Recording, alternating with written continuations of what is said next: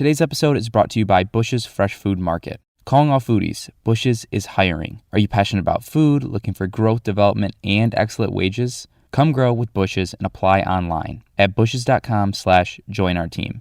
That's Bush's, BUSCHS.com/join our team.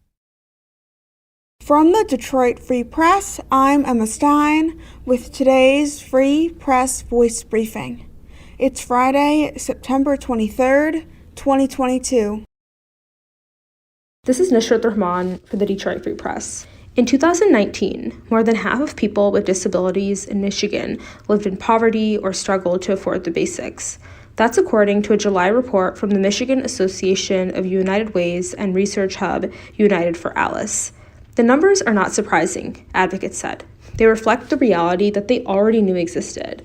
There are many reasons behind the economic challenges people with disabilities face, including unaffordable and inaccessible housing, transportation issues, and employment barriers. Jamie Jr. is a Detroit resident and disability rights advocate. She has cerebral palsy and osteoarthritis.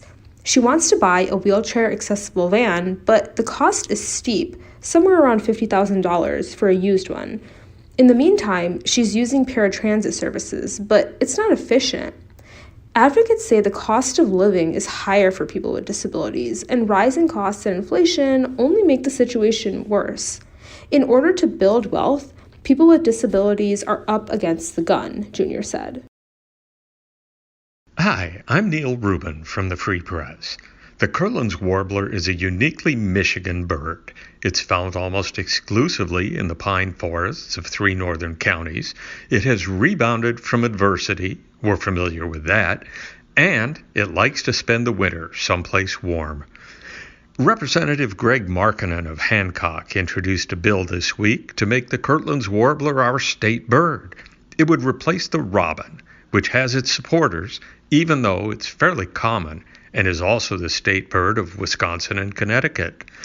We'll see how the bill progresses. Either way, there could be some ruffled feathers. Michigan's first ever fully self-serve taproom is opening next month in Royal Oak. The taproom, called Lincoln Tap, comes from the popular Eastern Market Brewing Company. It's going to feature a rotating selection of beer, wine, and cold brew coffees. The system uses what's called I-Pour-It technology, which measures ounces with a wristband. Customers can pour as much or as little beer as they want and pay accordingly. Eastern Market Brewing also runs the Ferndale Project, in addition to its namesake in Eastern Market.